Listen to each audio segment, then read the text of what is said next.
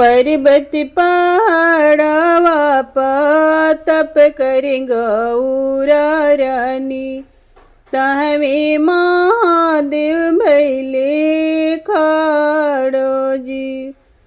तहवे महादेव भैले खाड़ो जी।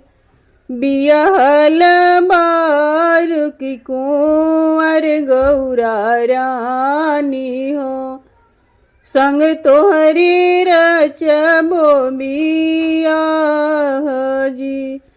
संग तोहरो रचबो बियाह जी।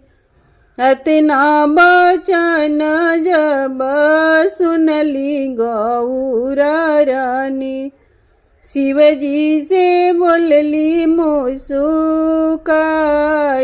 जी।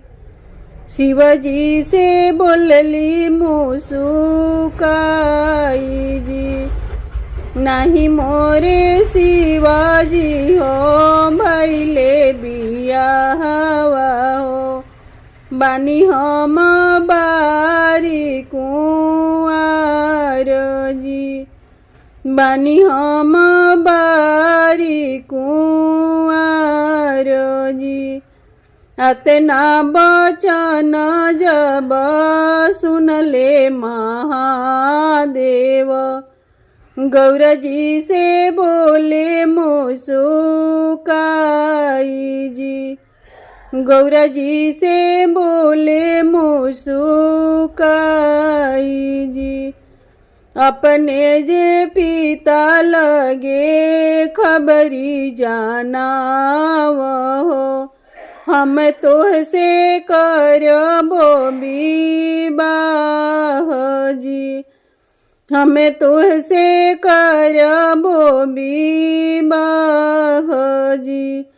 नंदीप शिवाजी हो भैले सवारवा हो, जाही पहुँचे ससुर द्वार जी।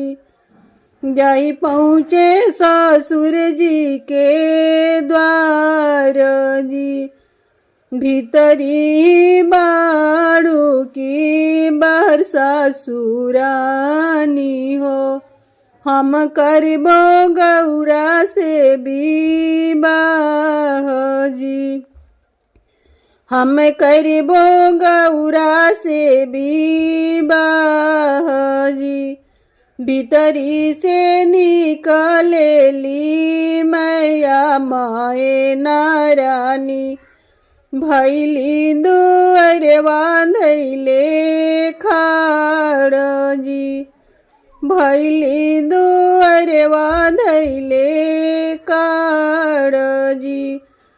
किया तू ये जोगिया दनी महादानिया हो, किया तू जोगिया फकीर जी। किया तू जोगिया फकीर जी। ना माया हो सासु दनी महादनिया हो, ना हम जोगिया फकीर जी। ना हम जोगिया फकीर जी। तोहरा जे घरे बाड़ी गौरा जे रानिया हो, उन्हीं से रचबो विवाह जी। उन्हीं से रचबो विवाह जी। इतना बचन जब सुनली माए नारानी, जोगिया के कैली नकार जी। जोगिया के कैली नकार जी। गौरा ले उड़बे हम, गौरा ले बूढ़बे हो, गौरा ले खिलाबो आकाश जी। गौरा ले खिलाबो आकाश जी। कहाँ हमर गौरा हो, कहाँ तू जोगिया हो, तोहरा से कोई नहीं मेल जी। ऐसन जोगी संगे गौरा ना बियाह भी, भले गौरा रही है कुंवर जी। भले गौरा रही है कुंवर जी।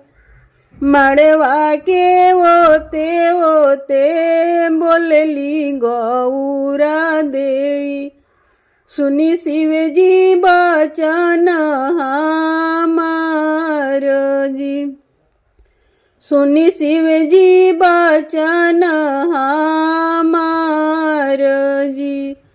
तनिए काए शिवा भेष बदलहूँ, नैहर लोग पतिया सूजी। नैहर लोग पतिया सूजी। अतना बचन जब सुनले महादेव, जल पैसी कैले स्नान जी। जल पैसी कैले स्नान जी। भभूति उतरले शिवा चंदन लगावले, भसवा के कैले चमत्कार जी।